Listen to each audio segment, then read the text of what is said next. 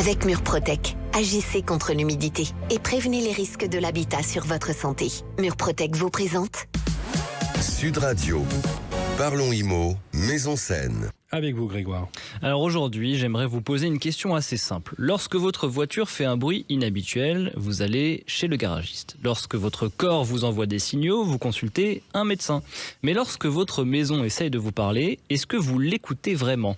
Parce qu'avant qu'un problème d'humidité ou de qualité de l'air ne devienne sérieux, notre logement nous envoie souvent des messages et effectivement, une maison parle beaucoup plus qu'on ne le pense. Le problème, c'est que nous avons tendance à considérer certains signes comme normaux alors qu'ils sont parfois révélateurs d'un déséquilibre. Alors justement, le premier signal, si on veut écouter sa maison, auquel on voudrait être le plus attentif, ça serait quoi ? Je dirais la buée sur les fenêtres, mon cher Sylvain. Beaucoup de personnes essuient leurs vitres chaque matin sans se poser de questions. Pourtant, lorsque la condensation devient fréquente, c'est souvent le signe que l'humidité produite dans le logement ne s'évacue pas correctement. La maison, en fait, elle nous dit quelque chose de très simple. Je manque d'aération ou de ventilation.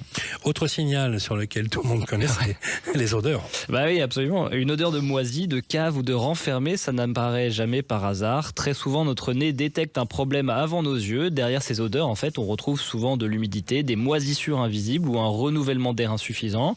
C'est un message qu'il ne faut jamais banaliser. Alors, le truc qui est vraiment pas drôle, c'est quand on voit les petites taches noires qui apparaissent parfois dans les angles et les coins des murs. Eh ouais, c'est probablement l'un des signaux les plus connus. Ces moisissures sont souvent le résultat d'une combinaison. Vous avez de l'humidité, l'air stagnant et des surfaces froides. Et le problème, c'est qu'on se contente souvent de les nettoyer, on les frotte à l'éponge. C'est vrai. Mais si elles reviennent toujours au même endroit, c'est que la maison essaye de nous dire quelque chose. Le problème n'est pas la tâche, c'est ce qui la provoque. Alors, il y a aussi ces murs qui sont toujours froids, même quand le chauffage fonctionne.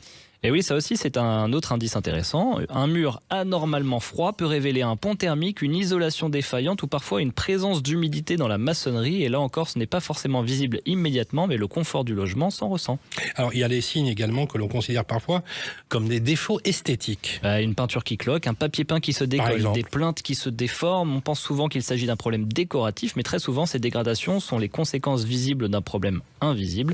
La maison nous montre simplement les symptômes avant que les dégâts ne deviennent plus importants. Alors, je vais jouer le candide. Finalement, le logement nous alerte bien avant les gros problèmes. Et vous avez raison, Sylvain. Une maison qui présente une fissure, une odeur inhabituelle ou de la condensation ou des moisissures, elle ne cherche pas à nous compliquer la vie. Elle nous envoie simplement un signal d'alerte et plus on agit tôt, plus les solutions sont généralement simples. Allez, un dernier conseil pour nos auditeurs. On a tendance à observer sa maison avec ses yeux. Moi, je conseille aussi de l'écouter avec son nez, avec son ressenti et même avec son confort quotidien, parce qu'une maison saine est souvent une maison qui ne cherche pas à attirer votre attention.